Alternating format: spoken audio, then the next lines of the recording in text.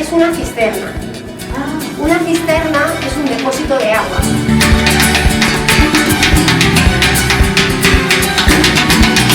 Suena la guitarra, suena los bongos, se oye nuestra palma y después la voz. Apenas el viento, el mejor rey.